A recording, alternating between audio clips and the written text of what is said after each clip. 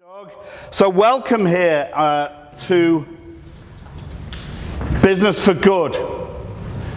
Today I want to talk about how we are going to try and develop our businesses so that we can create some permanence. When Doug and I and Jody sat down and created the theme of Business for Good, we were, how do I get my on screen? Do you know? Beautiful. When Doug and Jody and I sat down and created the theme of Business for Good, we spoke about what does that really mean. It means business for the good of the people around us, business for the good of our customers, business for the good of our team members, the guys who work in our business. So we spoke about what business for good means. It means good for the people around us, good for our customers, good for our employees, but also there's a permanence in business for good, business forever, trying to create something that outlasts us. And so when I thought about that topic, the first thing that came to mind is, do you know, as leaders of organizations, and a lot of us are leaders in this group, leaders of teams, leaders of companies, for leaders, don't we find that we're busy a lot? Doesn't busyness get in our way, and it stops us putting in place the processes and procedures and some of the mechanics of our business? That's what really stops us putting in place our strategies, in fact. I'll tell you a little bit about Sandler, and then I'll tell you how we can start addressing in Sandler how we think about these challenges that we have. Here we are, some people arriving. This is a great 9 a.m. from Miami. Thanks for joining us. This is Miami time. Who is Sandler? We're the world's largest sales training organization. Over 250 offices. We train in 17 languages, 30 countries, and we train in leadership, sales management, sales, customer service, and business development, and we coach clients. There's a lot of stuff that we do. And I wanted to tell you a little bit about the kind of businesses we work with. We principally work with aspirational businesses. That's one of the things, we're going to talk about qualification of customers a little bit later, but we will typically work, or I'm looking for, when I qualify companies to work for, I'm looking for a real unmet ambition, huge ambition, to be a different kind of company, really prepared to blow up their companies, to really become something very, very different. They're usually telling me something like, I'm trying to create a business of significance. I'm trying to move from here to there, and in moving from here to there, I want to create a business of significance. Or I want to be really recognized as a leader in my industry. Or I really want to connect with my marketplace, with my employees, with my customers. Or, very importantly for today's event, I'm trying to create something different, something with permanence. Something that I know I can leave. Here's the first question you should ask yourself. Can you go on holidays a bit? Hands up in the room who owns their business. Hands up who, I'm just trying to get a read of the room. Lots of people here own the business. Could you get up and leave and take 3 months to visit the rainforests of the Amazon, or to go walking on the Great Wall of China? Can you do, anyone ever done what's the walk in Spain called? The Camino, what's it called? Yeah. How long does that take? That takes like 6 weeks, right? How could you get up and leave your business and come back and actually find it healthier? Because you were out of the way. They are real processes and controls. And I'm usually working with companies that want to achieve that. They've got a real big dream. And it's amazing how many calls I get in January. Because January is full of New Year's resolutions, right? My New Year's resolution this year, because people will spend New Year, they'll spend a Christmas break, and they'll say, do you know, things are going to be different. I say it every year, things are going to be different. This year, £200. I'm going for £200. Problem is, last year, I was going for £200 as well. I was going for that was my target. I was going to execute the hell out of that strategy. I had it all written out. Exercise 5 times a week. Exercise 5 times a week. keto diet, no carbs for me. The strategy was fantastic. And the goal was right there, 200 pounds. And I beat that goal by 50 pounds. How fantastic is that? I beat my 200 pound goal by 50 pounds. Exited the year 250 pounds. That didn't quite work, right? Every year we have these resolutions. Last year my business resolution was execute. I'm great at creating strategies. I'm going to execute this year. That was last year's resolution. This year's resolution, execute. Because I achieved nothing that I wanted to achieve. And why? Why is it that we struggle to execute? Because we're so busy. We're doing busy work. Has anyone seen that interview with Bill Gates and Warren Buffett and the guy from ABC? Where they talk about busy being a proxy for commitment. Busy is the new stupid. That's what Bill Gates said. Busy is the new stupid. We're too busy. We're fighting our day-to-day stuff. We can't execute new strategies because the wheels are coming off. If we want our leaders looking forward, figuring out what next year is going to look like in the year after, how can they do that when the wheels are coming off today? So I love to work with aspirational business owners, people who are dreaming. This guy had a dream. You know what I did? I pushed the wrong button. This guy had a dream, and this guy was an executor. Excellent organizations don't have to focus on today. Excellent organizations, I'm not here today to give you new strategies. I don't think most small companies aren't ready for them. They're cool to have. It's great to dream. It's great to have a strategy. But a lot of companies aren't ready for those big changes because the wheels are coming off every single day. We're fighting cash flows. Our forecasts aren't working. We're hiring people. We've got problems with people that we're hiring. We can't find talent in this job market. Who can find talent? The wheels are coming off because we as leaders and our leaders haven't got a disciplined, repeatable, systematic, sequential process for the day-to-day stuff, the day-to-day management. And I believe one of the first steps we have to put in place is that day-to-day, so that we're not busy on today's stuff, we're busy looking forward.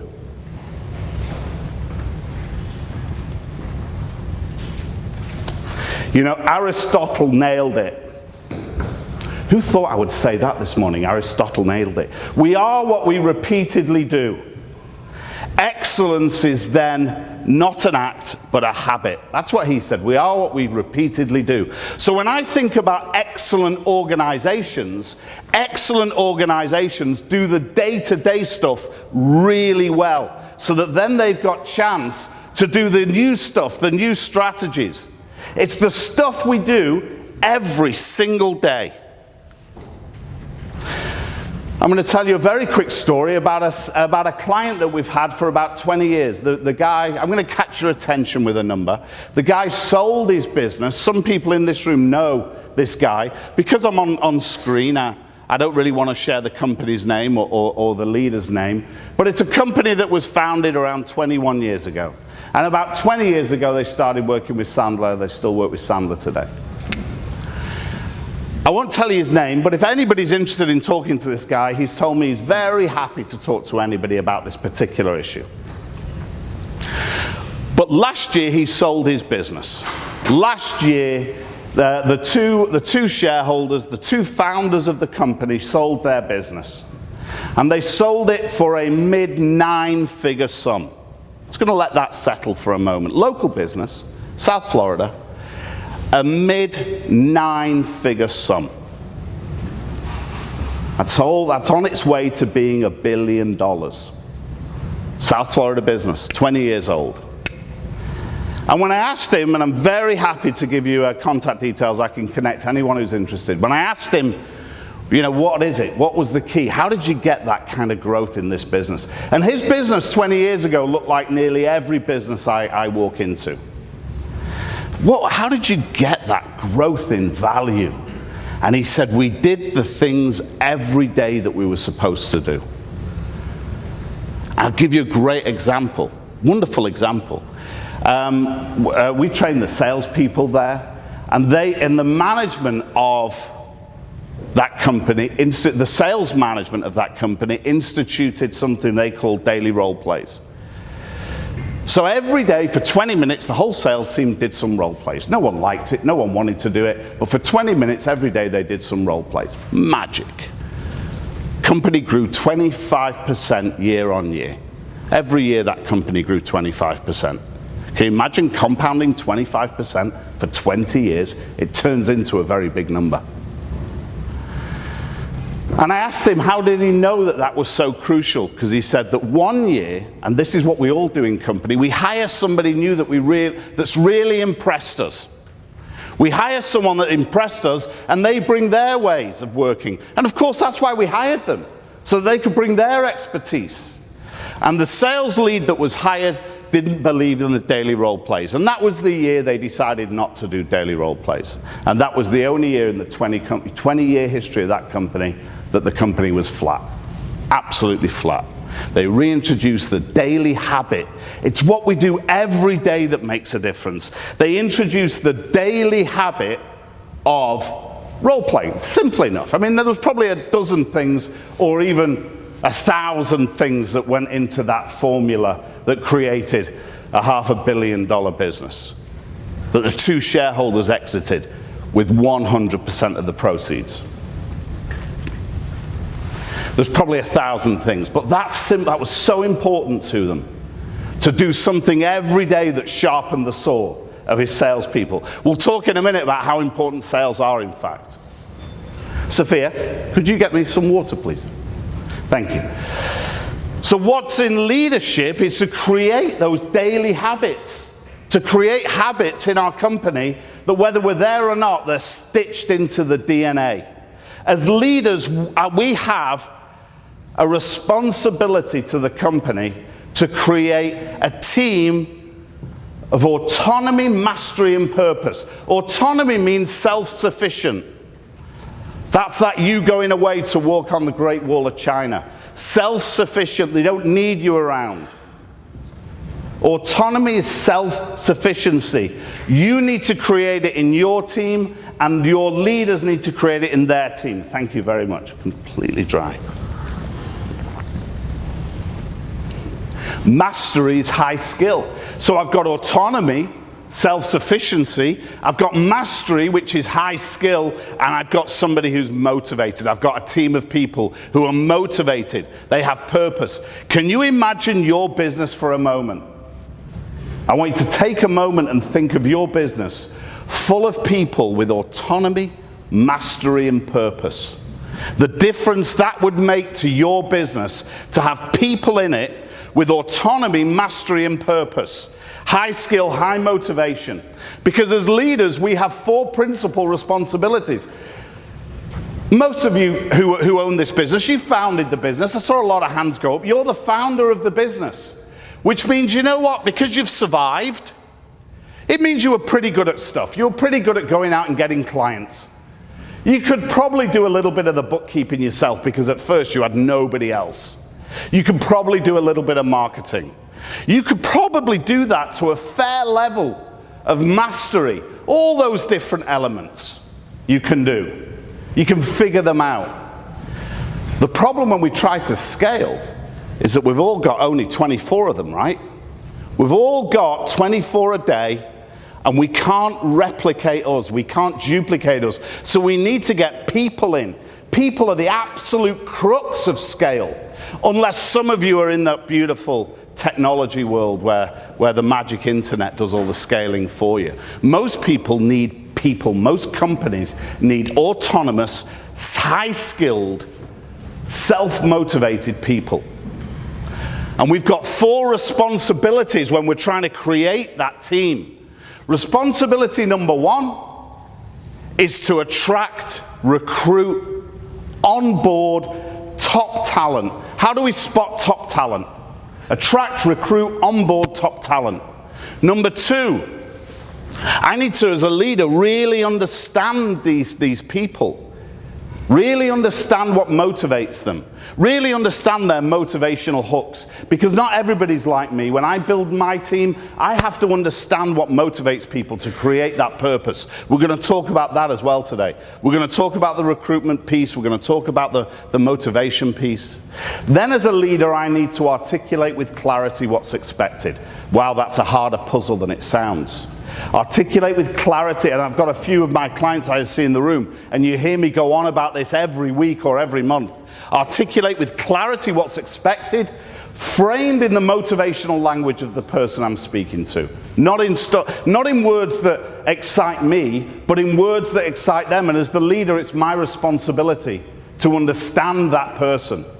And then number 4 is identify opportunities to coach my team. If I can do that, if I can recruit top talent, onboard it, really understand that individual, then articulate with clarity what's expected of them. Create real accountability. Accountability is a word I run into an awful lot. And then 4, how do I coach them to get the most out of those people? Well, with Sandler, we were thinking about this challenge, and we interviewed way over 1,000 business leaders. And we interviewed them, and we found what we called blind spots. These are the things. I can see people, by the way, taking photos, and I'm cool people taking photos, but just to tell you, everybody in the room is going to get a copy of this slide deck emailed to them tomorrow. Doug the Master's going to figure out how that happens. But please feel free to take photos if you want, but you are going to get the slides. So these blind spots are what we see are the things that's keeping people busy. I'm not going to go through all these today. In fact, I'm going to go through just a few of them. But these blind spots are what's keeping most people busy. This is where the bad habits are being built in an organization. If you haven't got a process for hiring, then guess what? You're using your gut. You're not using good analytics. And you know what you'll find? You'll find that you're getting involved as the business leader in every hire the company makes. And again, busy work. Busy's the new stupid. So not having a process for hiring, I'm not going to talk about that. In fact, these are the ones I'm going to talk about today. But not having a process for hiring gets in our way. Improperly onboarding people, I'm going to talk a little bit in depth about that today, but onboarding is such a crucial step when we hire somebody. I'm going to talk about what a great onboarding plan looks like. Failing to tie corporate, so the first 2 are about that first responsibility, attracting, recruiting, hiring, onboarding top quality people. Then we get into how do I understand them from a personal level? How do I tie the corporate goals to personal goals? Because as business leaders, it's easy. They're so connected. We own the business. I own my business. My personal goals, my corporate goals, absolutely connected. How can I connect my business goals to my team members? How do I create a culture of accountability? And then the biggest thing I run into with nearly every one of my clients, no common sales language. I'll talk about why that is so important. Sales is the heartbeat of the business, the lifeblood of the business. Number 6, not focusing on lead generation really stands in the way of companies because they haven't got the strength in their sales organization because they're not getting in front of net new people. I'm going to talk a lot about that. I'm going to talk about not capturing best. I'm not going to talk actually about, but not capturing best practice is huge. Do you have playbooks in your organization? Or are you having to recreate the wheel every single time something happens? Are you having to recreate that wheel? Or is there a playbook that says, I know exactly how to do that. I know exactly how to handle this particular issue. It's in the playbook. It's in our manual. Failing to train and coach management, not building a bench, that is so important as leaders. Do you know, it's interesting that when I look at sales challenges, I spend about 60% of my day looking at client sales challenges. Nearly always they are a result of prospecting challenges. They're a result of lead generation challenges. And I'm going to talk about that when we get to lead generation. But exactly the same way, people issues are a result of not building a strong bench. Do you think a manager or coach of a professional football team or baseball team, are we okay? Do you think that they've hung the whole season on one person's performance? They're not hanging the whole season on one person's performance. They've got a deep bench. If somebody's not performing, somebody else is stepping in.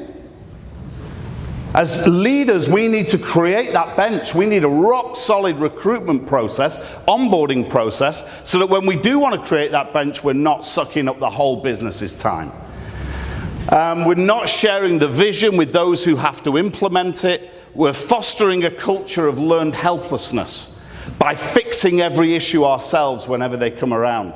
We're undermining that self-sufficiency that we spoke about. And you know, these issues, they're born out of our success. Look at that, creating a culture of accountability. We're so successful that we're busy, and because we're busy, we recruit badly. When we recruit badly, who survives? Survivors survive. And those people don't need a culture of accountability. The problem with survivors is they don't stay. Survivors won't stay with you. They'll get bored after a while and they'll move on. Why haven't we got a common sales language? Is because us as leaders, we were the ones that started the selling. We were the ones that would go around and knock on the doors. We started the business. We went into the market so full of passion, so full of inspiration, we weren't taking no for an answer. Does that resonate with anybody here? Who would put your hand up and say, when I started this business, I was the sales function, and I went into that market, and I was so full of passion that I would not take no for an answer? Hands up, who does that sound like? Here's the issue for you guys. It's not replicable. You can't find other people like that. You'll say to yourself, why can't I find people that did it like I did? Look, this is what I used to do. I went into the market so full of piss and vinegar that I just closed all the business that I looked at. Why can't I find people like that? That's the owner's challenge. How do I replicate that? You can't replicate that passion. So we have to find a way of replicating something else, and that's a process, a system, and it isn't the system that you used. If you try and force one of your employees to use the sales system that you use, one of two things will happen. You'll find the one lone wolf who's also full of passion, who's also full of the same commitment.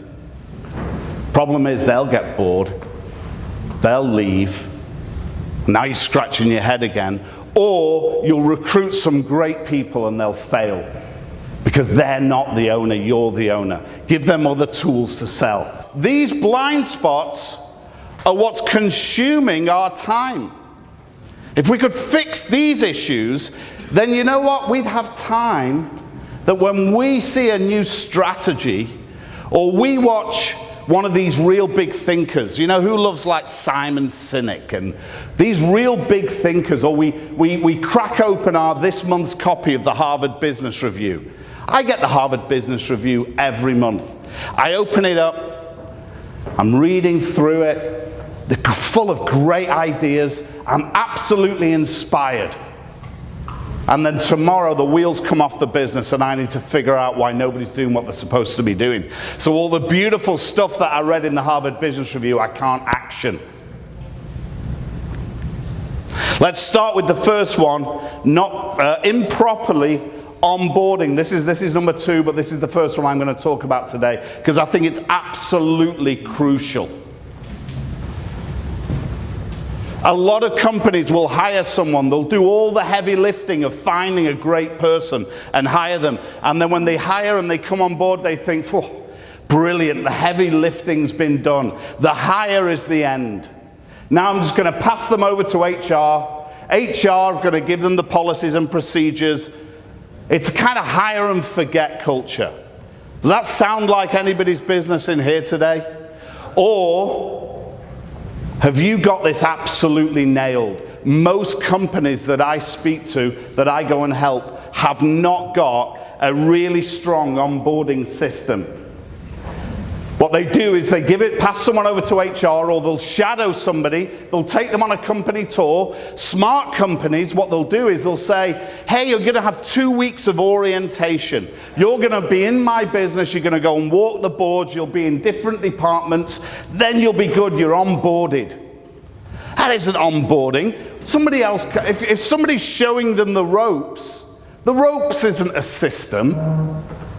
Who knows what this image is? Anybody recognize this image? There must be some of you, all learned business people. Nobody recognized this image? This is the Dunning-Kruger effect. Anyone ever heard of it?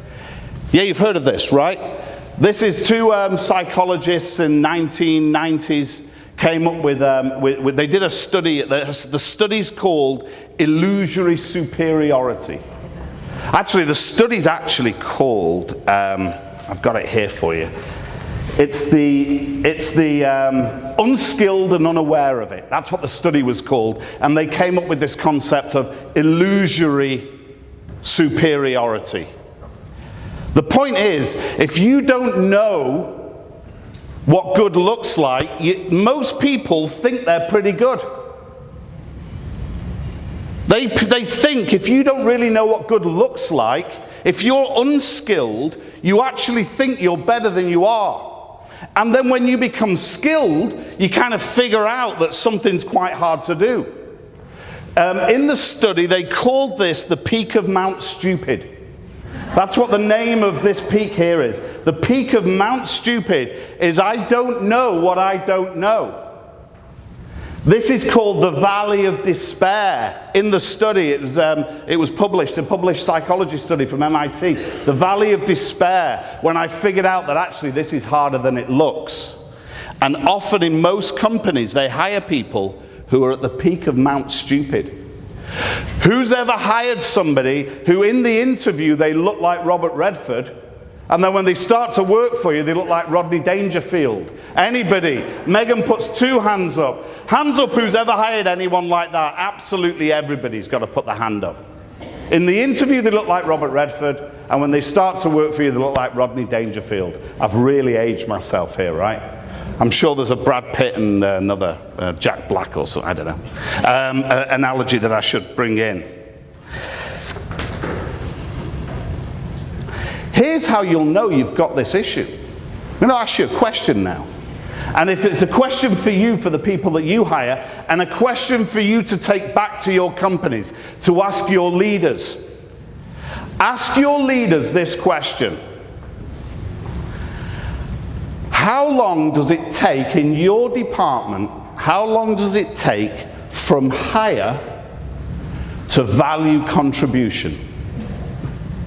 What's that period of time? And how are we going to measure it? I'd love you to take that question back to your leadership team, to the people who are making the hiring decisions, and say, how long does it take from hire, typically on average, to value contribution? And how long, and how are you going to measure that?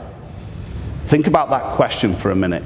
I'm going to bet my paycheck for this month that when you ask them that question, they look at you like a dog that you're showing a card trick to. They're like, what? How do I measure value contribution?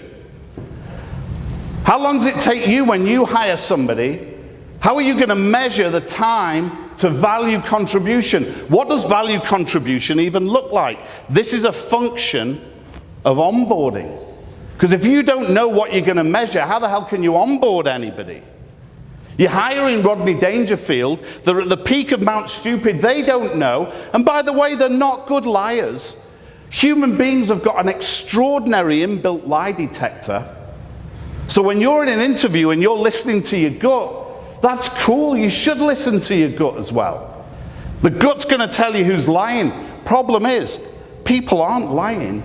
They are illusionary superiority. They believe they're good at something. They truly believe it. Do you know, it's fabulous when I'll tell you the history of this study. It's a very famous psychology study. The lead study here, which was Kruger, was watching the news, and in 1995, there was a guy called, I'll get you his name, MacArthur Wheeler. Most people in the room won't remember MacArthur Wheeler, but it was a famous in the time, 1995. MacArthur Wheeler in 1995 walked into a bank with a gun to rob the bank. He walked into the bank with a gun to rob the bank, and he robbed the bank, and then about 2 hours later he was arrested. Because when he robbed the bank, they picked up his image on the CCTV camera. They picked up his image, and when they arrested him, he said, "How did you find me so quickly?" And they said, "Because your image was on the CCTV camera." And the guy said, "But I covered my face with lemon juice." True story, look it up, MacArthur Wheeler. This guy covered his face with lemon juice. He'd convinced himself that because it was invisible ink, he'd read somewhere that lemon juice is invisible ink. If he covered his face with lemon juice, then the CCTV cameras would not pick him up. I mean, this is just peak of Mount Stupid, right?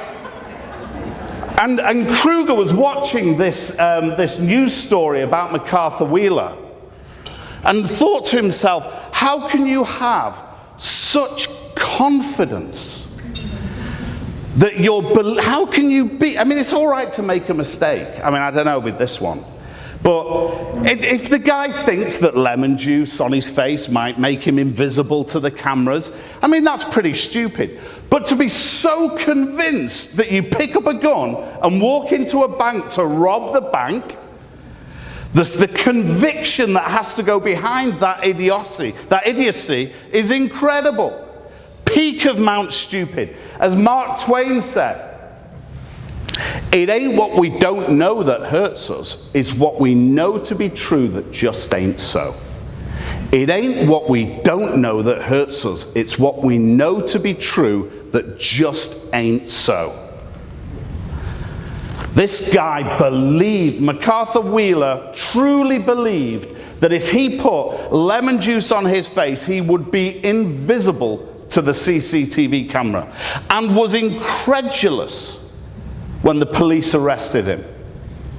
And that created this study where they identified illusory superiority. When we really don't know much about something, we believe that we're good at it. The guys you're hiring believe they're good at it. And then do you know what happens? They start work and they don't really know how they're being measured. And they're given somebody to go and shadow, do it like that guy. You can't pick that up quickly. The company isn't measuring how they're onboarding. They can't because there's no onboarding system. And we end up with people who are anxious. They don't know they're good people, and they don't know what success looks like. They don't know what they can do. They don't even know how they're going to get measured.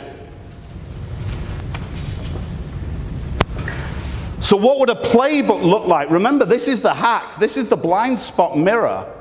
Is ask your leader, how are you measuring time to value? How are you, it's easy in sales.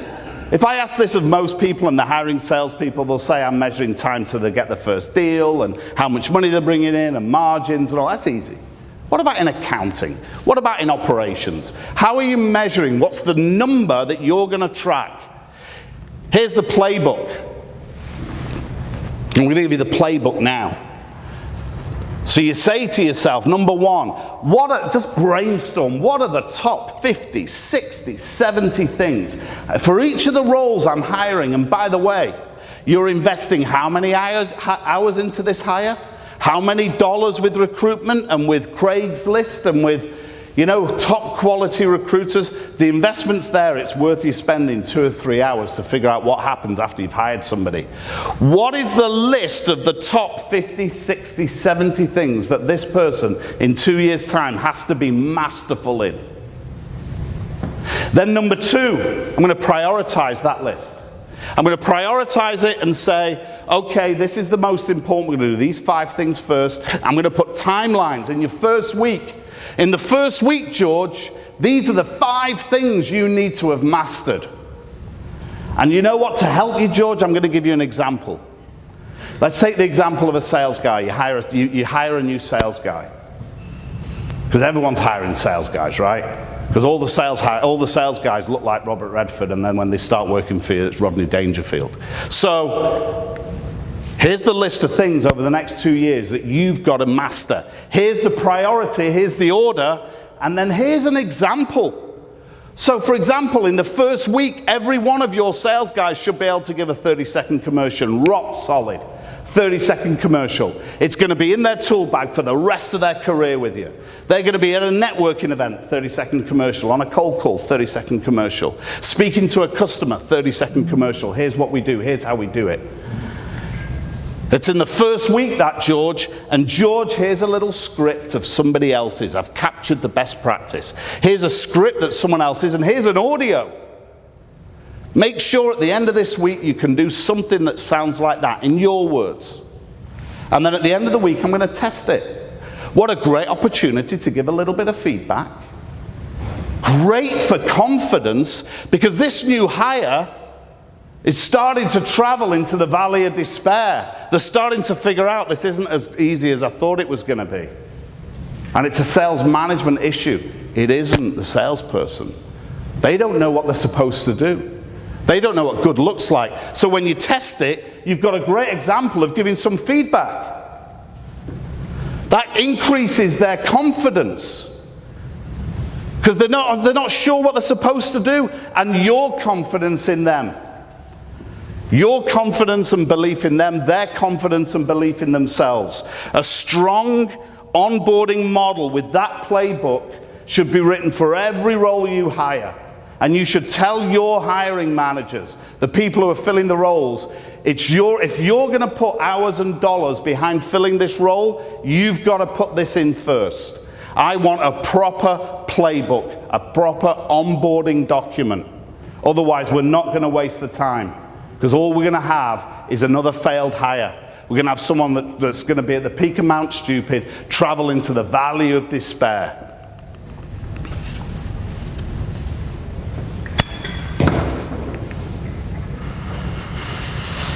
Once you've hired somebody, and once you've started working on them and onboarding them, and they start to know what it is, remember that hiring process is number 1 responsibility. What about number 2 responsibility? What about understanding their motivational hooks? Because as business leaders, we are economic animals typically. It's easy to know how to motivate me. I want to create a business of significance. I want to create a business with strong processes, and I just want shitloads of money. That's the proof point. I'm an economic animal. And you know, like George Carlin said, who knows George Carlin? Do you know George Carlin? Like George Carlin said, everyone that drives slower than me is an idiot, and everyone that drives faster than me is a maniac. That's how we walk, that's how we run our businesses. Anyone that doesn't think like me, they're wrong, I'm right, they're wrong. But we know that isn't the case, right? Some people drive slower and some people drive faster, and I'm an economic animal. Just give me more money and I feel successful. What about your people? They're not all like that. Some people want to do something. Some people want to be something. Some people want to have something. And you know, when you think about what motivates me, every year I think about what I'm going to do in the coming year. What's my goal? You know, people are competitive. We set goals. People usually hit their goals as well. If they really understand them and if they're really motivated, they'll hit their goals. So when I think about my business goals, because my personal goals and my business goals are absolutely intertwined, because I own the business. So when I think about my goals, that's my track.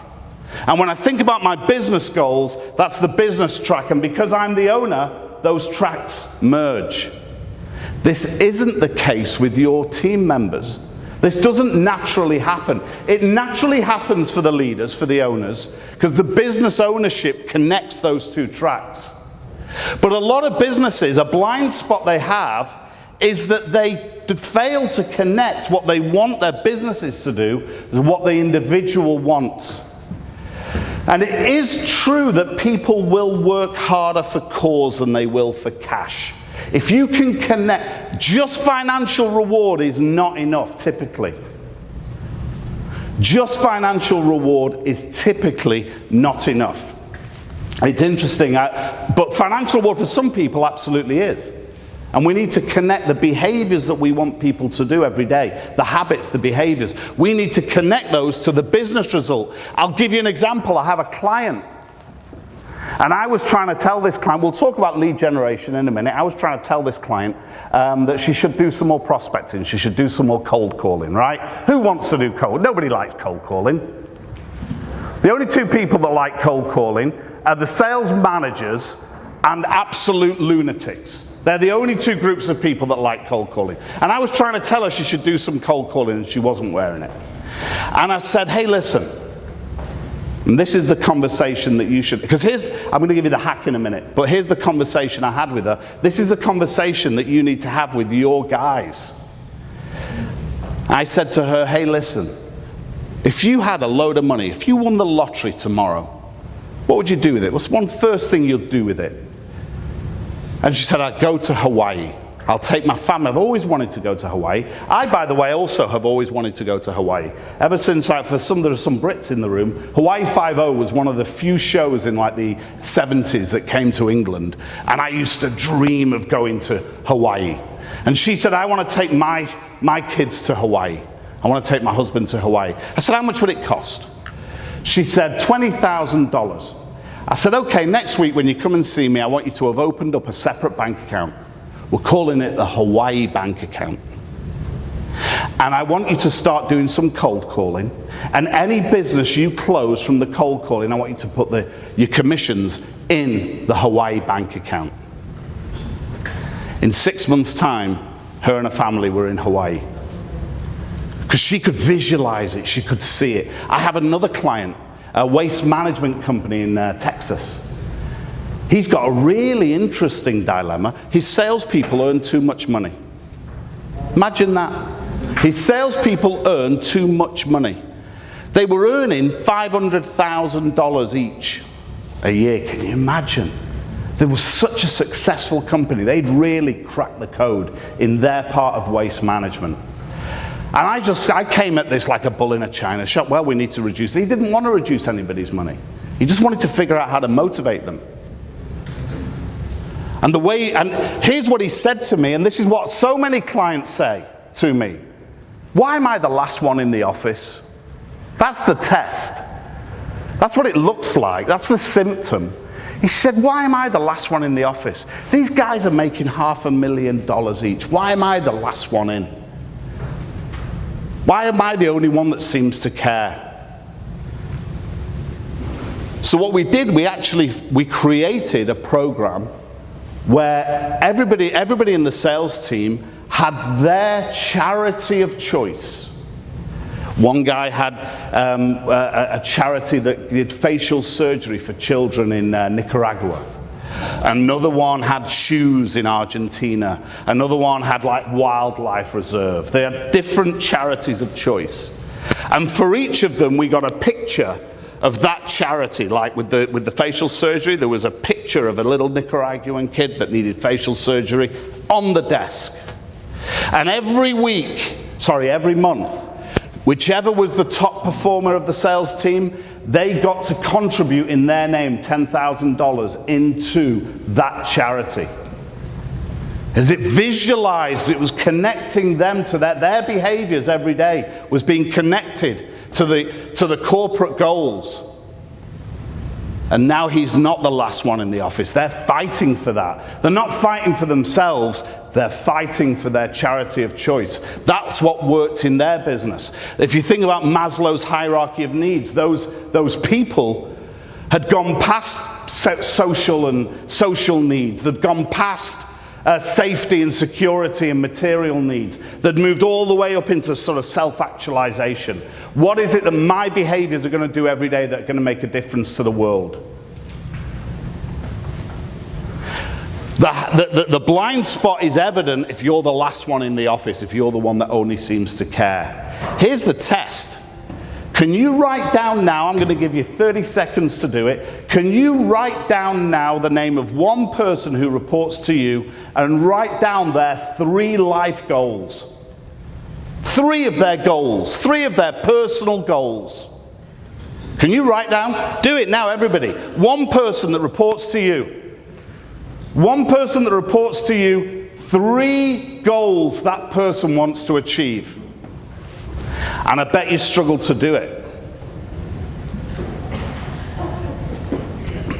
Who struggled to do it? Hand up one person who struggles to do it. Kelly, you struggled, right? Because we've never asked the question, how are we going to connect our corporate goals to the life goals of that person? Imagine having a conversation, and this is the conversation we have in onboarding. Hey, George, if you hit this goal, you're going to get $10,000. George, what are you going to do with that $10,000?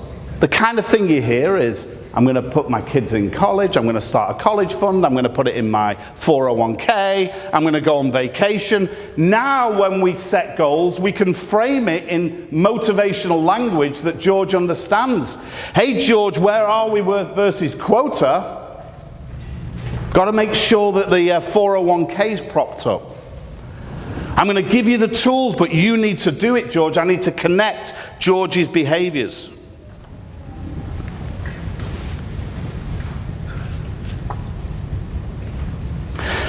This is my favorite of all the blind spots, because once we've hired George and we've got him onboarded and we understand what motivates him, now we've got to have our company with a common sales language. Do you know, it's incredible what we accept from our sales teams. Can you imagine your sales manager coming to you saying, do you know what, boss, we're going to be at 78% of quota. That's cool. We're going to be at 78% of quota this month. And you go, okay, it's tough, but okay. Can you imagine your CFO coming and saying the same thing? Hey, boss, I know where 78% of your money is. Found it. We're gold. I know. I'm going to collect 78% of your receivables. It wouldn't happen, right? In your accounting department, that wouldn't happen. In your production department, that wouldn't happen. But we accept it in our sales department because nobody really knows where any of the numbers come from. We haven't got a common sales language. Because we haven't got a common sales language, a common sales process, because we haven't got that, what happens, we start to accept mediocrity. We never really know. You'll say to one of your people, hey, where are we on that deal? And they say 60% likely, that boss. What does that even mean? 60%, I'm going to get that deal. I'm 60% sure we're going to get that deal. Does that mean 60% to quote? Does that mean the chance is 60% that we're going to land the deal? Does that mean 60% that they're going to invite us in for a conversation? Nobody really knows, because nobody really knows the process. Your accounting department can speak to each other with common language. Your accounting department can speak to my accounting department with a common language. They know what the schedules mean. They know what P&Ls mean. They know what accruals means. Your production department, your engineering department, they can speak with a common language. Even your marketing department, I would say that 10 years ago I couldn't say that, but I think today marketing has been distilled into a science. Your marketing department can talk to my marketing department, and they know what clicks are and what SEO is, and they know what the algorithms are. They can speak with a common language. But here's what I would challenge you to do today. Is to go back and sit your sales guys down and say, guys, draw out 10 boxes. 10 boxes on a piece of paper. Draw out 10 boxes and write down your sales process from prospect all the way to close sale. What are the 10 major things you do in what order to take somebody from a prospect all the way through to a sale? I challenge you to go and do it today, and I know that you will, this is the aha you'll get. Either one, they can't do it because they're in the world of hope. They just want to be nice to people, and if they're nice enough, someone's going to buy stuff from them. Or two, some people will be able to map out what they do, and everybody's will look different. How are you going to capture best practices? When nobody knows, how are you going to coach them? Well, how does a sales leader actually coach the salespeople? This issue is evident in other departments too, but it is the biggest impact in your sales function. Sales, the lifeblood of the business, the heartbeat of the business. If the sales stop, you can forget everything else. You're out of business. In the sales function, nobody knows what the next guy's doing. The managers don't know what the sales guys are doing. Nobody's working with a common process. And because of that, because there's no common process, you're following the prospect's process. Here's what the prospect does. It's like your sales guy's like a puppy, and the prospect's got a tennis ball. And the prospect says, I want a quote, and throws a tennis ball. And your sales guy goes running. I got your quote, here's a quote, prospect, Mr. Prospect. You know, I like your quote, I want a discount, go get me a discount. And the little puppy goes running for the tennis ball. If you had a process, people would know it isn't time for a quote yet. Hey George, I'd love to give you a quote. Can I ask you some questions first? Can I figure out exactly the solution you want? Because with a process, the sales guy knows, wait a minute, I'm not ready yet. And with a strong sales management process, funnel management process, the manager can coach and train your sales guys to know that the right thing to do is to ask some questions first. Hey, we're not ready for a quote yet. We're not ready to give a price yet. We haven't qualified anybody. You should definitely have your own sales process, a process that generates leads, develops leads, and then actually finds out what a customer wants before you make a quote, a proposal. Actually finds out, what do they want? Is this person qualified? What are the steps in qualification? Ask your sales guys. They'll look at you blankly. I promise you they're going to look at you blankly. And then how are we executing? How are we actually creating an opportunity out of this opportunity? How are we going to actually turn someone into a client? How are we going to get money? And then finally, how are we going to take a client and then expand that client, go deeper and wider? What's the process? Because if you haven't got a process, then you're playing the prospect's game. You're using the prospect's process. The prospect knows how to buy, knows how to beat you up. Ask your guys, what does it take for someone to qualify for price? Ask them that one question, and they'll look at you blankly. I believe that someone should have a strong reason to do business with me. I believe that someone should have dollars, because I'm a charitable fella, but I'm also very expensive.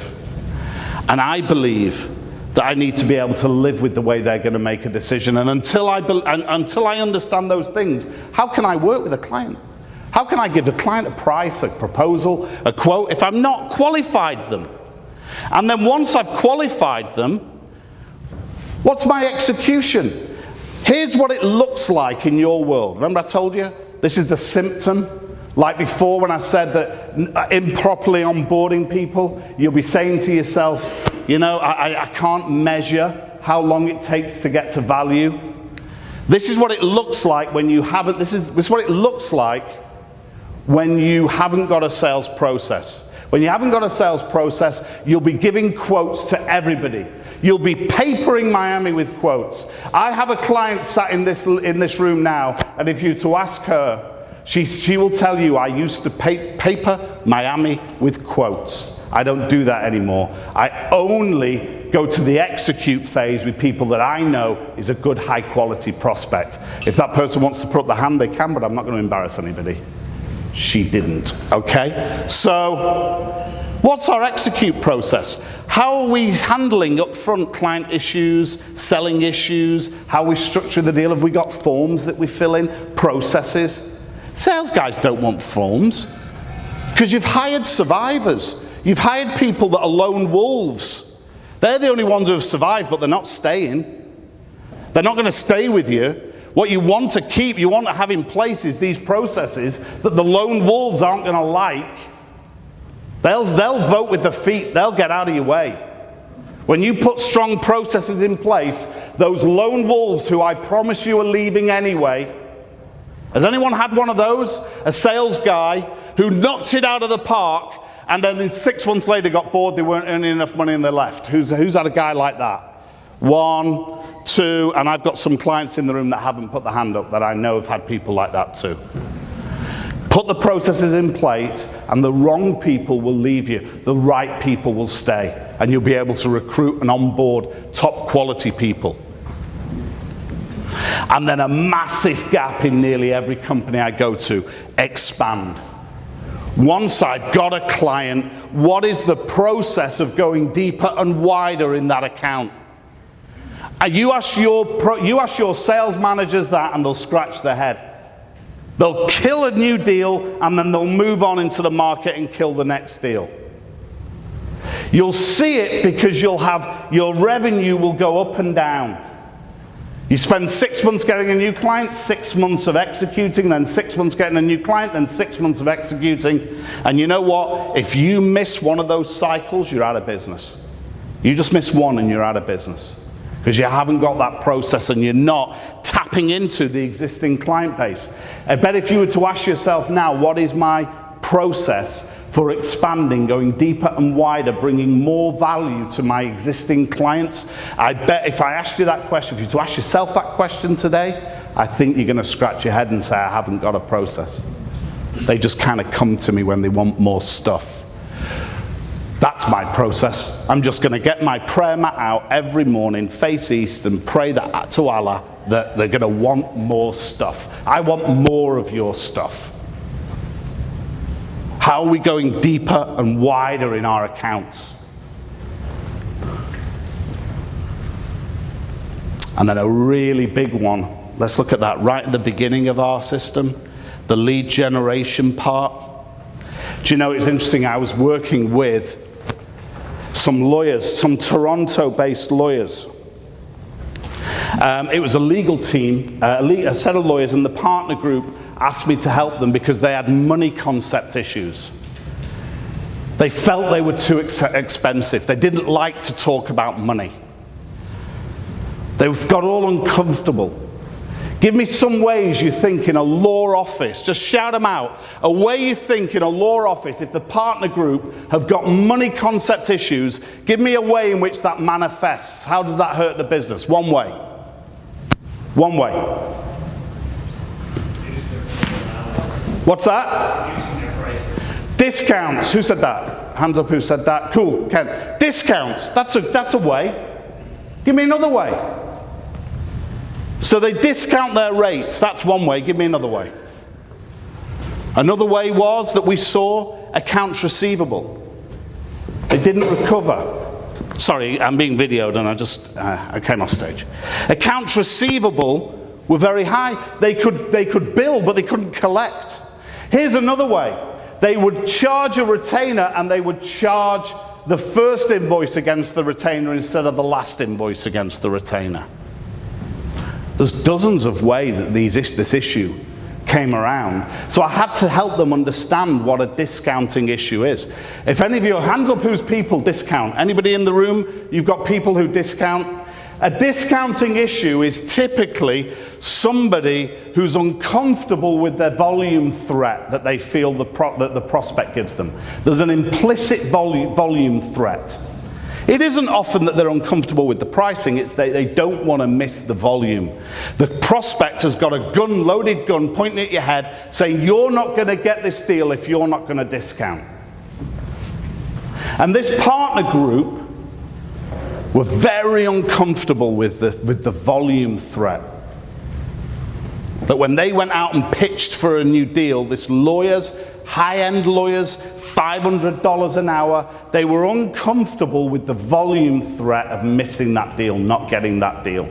So I gave them an example. Imagine you were selling bicycles. Imagine you were selling bicycles and you kind of sold medium-level bicycles, like $2,000 to $5,000 bikes.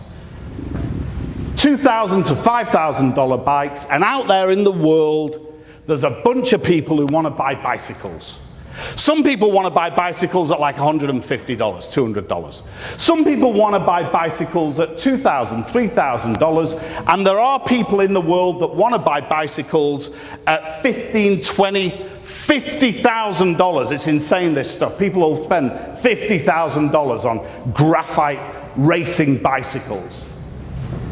So you're out in the world, you're selling bicycles, and you meet somebody, and you know you've got 10 people out that you're going to go and meet, and out of those 10 people, some of them want to spend $2,000, $3,000, some want to spend $150, some want to spend $5,000. Which ones do you want to speak to, I asked them. They said, we want to speak to the $2,000, $3,000 guys. I said, fantastic. What if you were to meet one of them and they go, oh no, I really wanted to spend $150. They said, that's all right. I'll go and speak to another guy, see if they want to spend $2,000 or $3,000. That's qualification, cool. But now imagine you were only going to have one conversation. You've got to select one person in the room and have one conversation. How do you feel now about your pricing? Now they get uncomfortable. If you're going to have one conversation this month, and you've got bills to pay, and you've got cash requirements, and you've got a quota to hit, now suddenly that $2,000 bike is feeling a little bit expensive. You're going to find yourself discounting. Most sales issues are actually prospecting issues. The courage of any sales guy's conviction, the courage of your conviction is directly proportional to the depth of your pipeline. How many people are we talking to? So here's how you'll know. Here's the question you've got to ask your sales guy. It's the key question.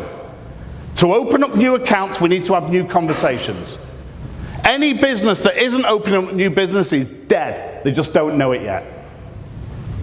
Here's the question you ask. How many net new conversations do you need to have on a daily basis, a weekly basis, to hit your quota? That's the key question. How many net new conversations do you need to have on a weekly basis to hit your quota? I know mine.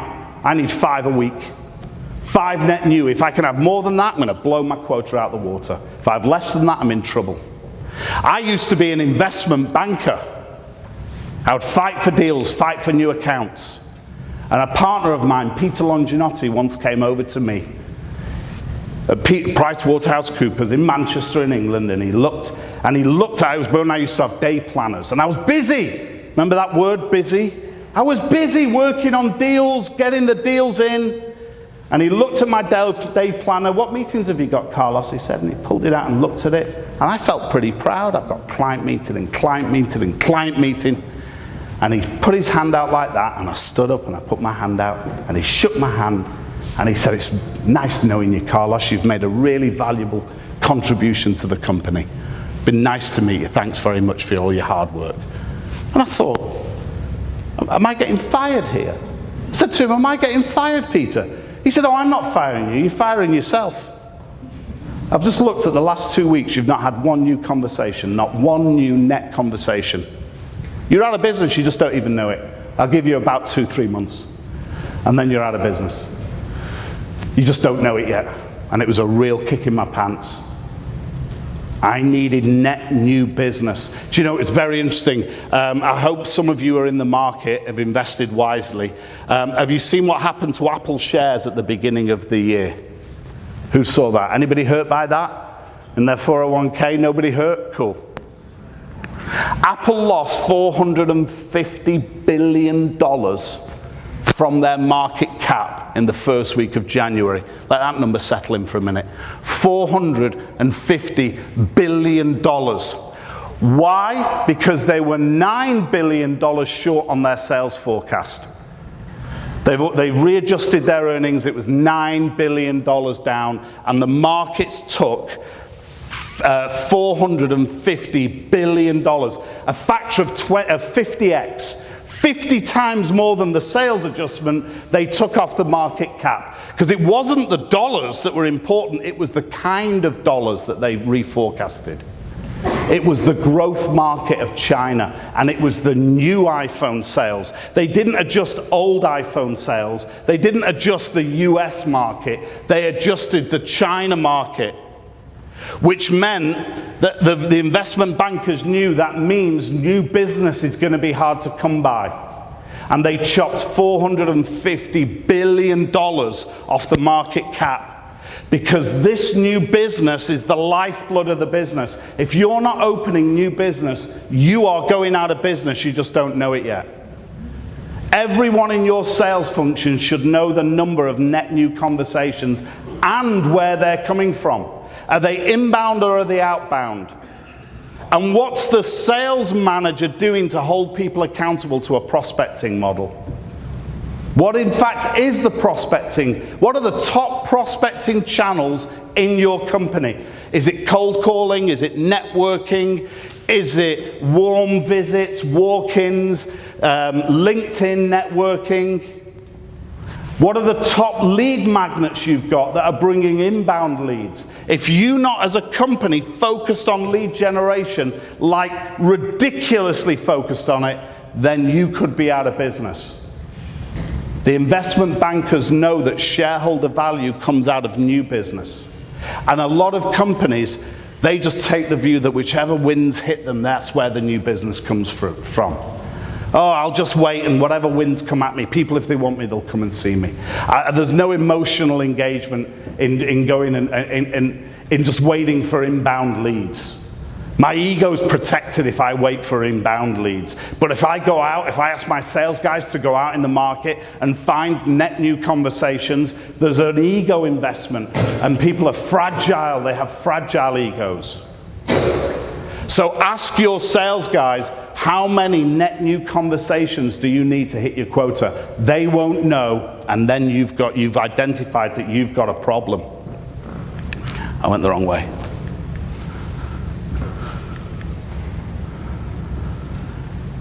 We believe that lead generation is the lifeblood of every salesperson. We believe every company should be ridiculously myopically focused on lead generation. If you're not myopically focused on lead generation to the expense of everything else, then you're at the whims of the winds. Whichever wind hits you, that's where the business is going to come from. And my clients will say to me, but Carlos, I can't control the wind. And a wise man once said, you can't control the wind, but you can set your sail. You know if once you know how many conversations you need, once you then know which are your top prospecting activities, then your sales managers can coach your salespeople how to maximize that activity, to know exactly the right behaviors, connect them up. It's a blind spot in so many companies. I'm out of time and I want to take a couple of takeaways, so I'm not going to go through not knowing how to coach. But this is a huge blind spot in a lot of companies, and a lot of companies spend a lot of time training and fixing and creating learned helplessness because they don't even really know what they should be coaching. What behaviors are the top behaviors? Am I doing something that's creating the feedback? No? Okay, cool. Oh, in your books, in fact, is that book. It's shameless promotion of my brother's Asking Questions book, because at the heart of coaching is asking lots of questions. In the same way as in the heart of selling is asking lots of questions. So that's my gift to you, is the Asking Questions book. What's going to happen from today?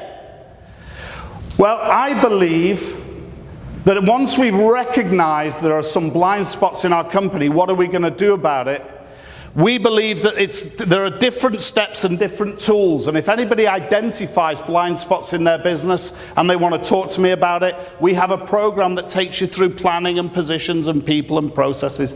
And I also encourage you to read this book, The Road to Excellence. This is the blind spot book. All the things I've spoken about today and more is covered in this book. Thank you. Big round of applause. Thank you.